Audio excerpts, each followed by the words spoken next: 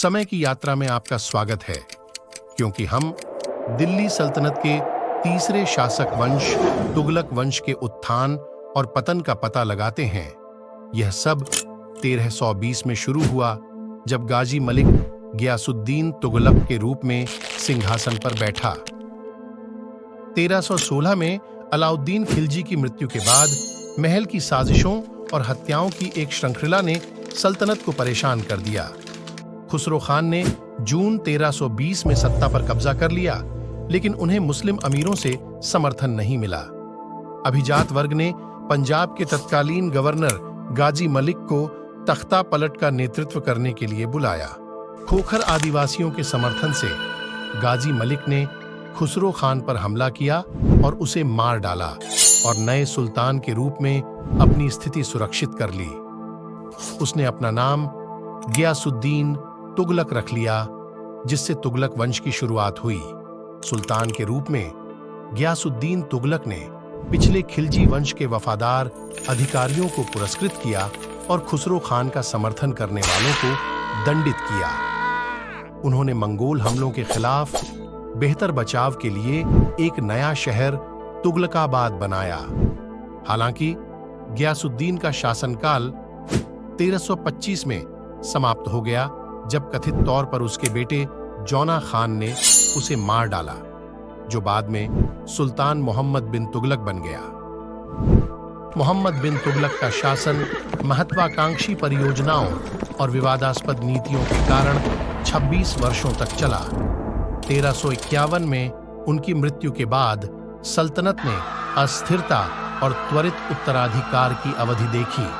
फिरोज शाह तुगलक, मोहम्मद के 45 वर्षीय भतीजे, सिंहासन पर बैठे और 37 वर्षों तक शासन किया। उनके लंबे शासनकाल के बावजूद उनकी मृत्यु के बाद राजवंश का पतन शुरू हो गया।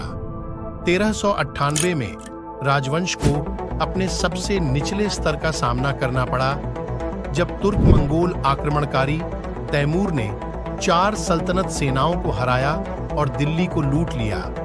शहर को लूट लिया गया और 1 लाख से अधिक कैदियों की हत्या कर दी गई।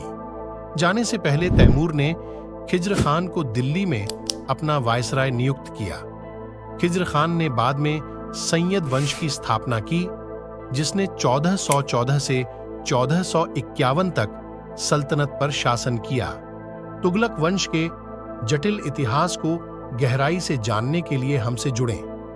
महत्वाकांक्षा, शक्ति और उथल-पुथल की एक कहानी, जिसने मध्ययुगीन भारत की दिशा को आकार दिया। तुगलक वंश की विरासत दिल्ली भर में फैले खंडहरों में जीवित है, जो बीते युग की कहानियां सुनाती हैं। तुगलक वंश के तहत निर्मित स्मारक फिरोज शाह कोटला। फिरोज शाह कोटला किले में आपका स्वागत है, जो कि दिल्ली का एक ऐतिहासिक रत्न है, जिसे 1354 के आसपास सुल्तान फिरोज शाह तुगलक ने बनवाया था। यह भव्य संरचना फिरोजाबाद नामक एक नए शहर के लिए उनके सपने का हिस्सा थी। किले की सबसे उल्लेखनीय विशेषताओं में से एक प्राचीन अशोक स्तंभ है। यह प्राचीन पॉलिश बलुआ पत्थर स्तंभ 3री शताब्दी ईसा पूर्व का है और 13.1 मीटर ऊंचा है। मूल रूप से हरियाणा में यमुनानगर के टोपरा कला में सम्राट अशोक द्वारा बनाया गया स्तंभ था। 1356 में फिरोज शाह द्वारा यहां पहुंचाया गया। अशोक स्तंभ प्राचीन शिलालेखों से उकेरा गया है और यह भारत के गहरे इतिहास के प्रमाण के रूप में कार्य करता है। मस्जिद के पास एक 3 स्तरीय मेहराबदार मंडप के ऊपर स्थित है।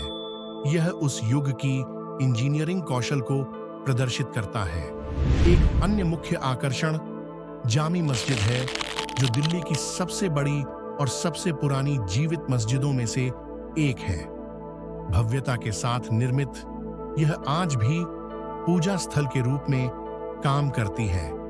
इसका प्रवेश द्वार उत्तरी तरफ स्थित है, जो अशोक स्तंभ से पक्की सड़क से जुड़ी हुई है। मस्जिद और स्तंभ सामंजस्यपूर्ण रूप से जुड़े हुए हैं, जो दिल्ली सल्तनत के धार्मिक और शाही प्रभावों के मिश्रण का प्रतीक हैं। आगे बढ़ते हुए हम एक अद्वितीय वास्तुशिल्प चमत्कार गोलाकार बावली या बावड़ी पर पहुंचते हैं।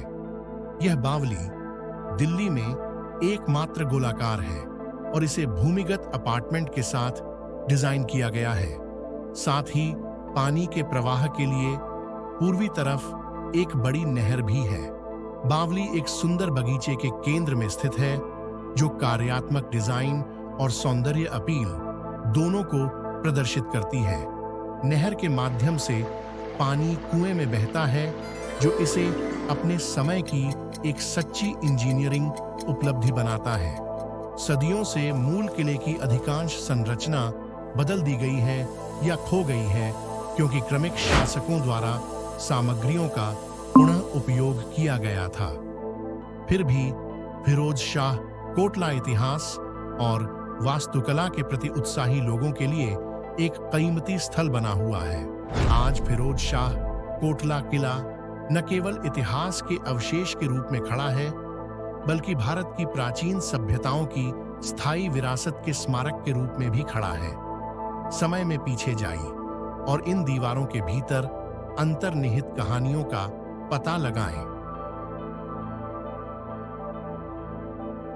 हमें उम्मीद है कि आप सभी को दिल्ली के ऐतिहासिक स्मारक का यह छठा एपिसोड पसंद आया होगा। अगले एपिसोड के लिए बने रहें। आपका मित्र रविंद्र कुमार गुप्ता, RKG।